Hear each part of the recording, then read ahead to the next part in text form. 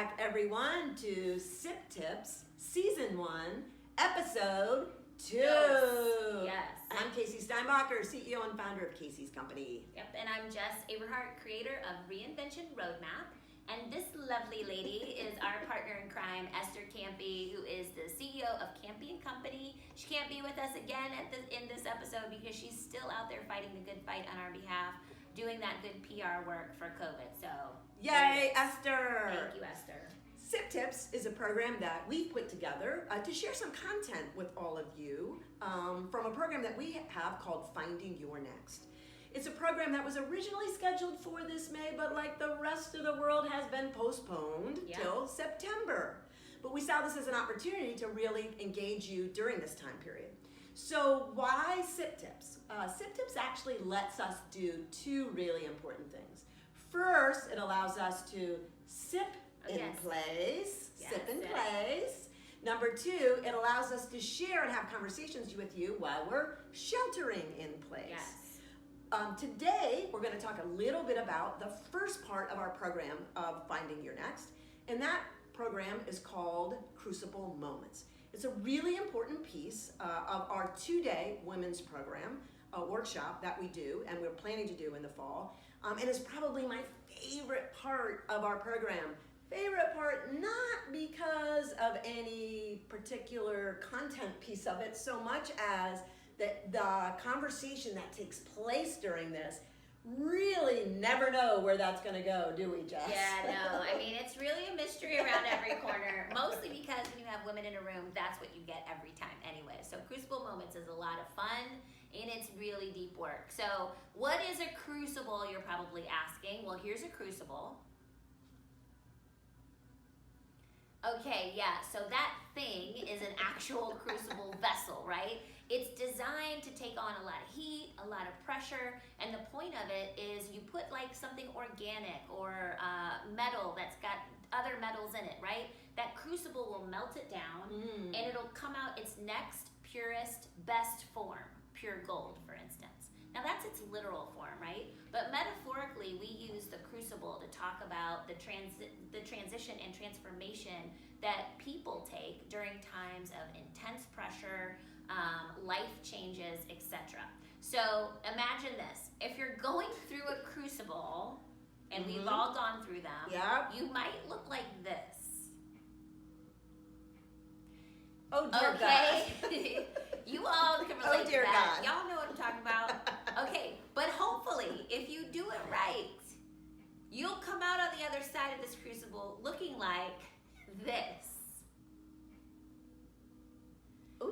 I mean, right? Ooh. This is why y'all need to sign up for Finding Your Next in the fall, because we'll all turn into J-Lo. And does that come with who she's with? Lord, I hope so. Because, Let's hope, yeah. So, anyways, that's the transformation that we hope you will experience. We all do, right? Oh, we can't quite promise We it, can't guys. guarantee money. No money back. No money back guarantees. Right. So we'll take you through a journey. We'll do an exercise where we'll map your crucible moments, right? And we'll really pull you through so that you can do two things. Every time we do this exercise, these two things are what we leave you with. The first is the lessons that you learned during those moments. It's important to do some self-reflection. Second thing is the lies that you might have told yourself either prior to or during the process that you need to overcome and really address. So lessons learned and lies you told yourself. I would say, Casey, that we are in a crucible moment. It is a global pandemic. You think? Do you agree? I 100% agree. So if you're still kind of not sure what I'm talking about, we're in one. We're in one. Okay? We're all in it together, and we're all in it individually. That's right. So we thought it'd be a little bit fun to just kind of harken back to David Letterman and his top fives, right, or his top tens, but we're going to do a top five for you today on the lessons that we have learned in this crucible moment. So number 5 is you really, while I don't have it on, I do have one. You really can wear the same sweatshirt 4 days, 5 days, 2 weeks in a row, and nobody cares. It's just fantastic. Been there, done that on that sweatshirt. No one knows. That's for sure. Yeah.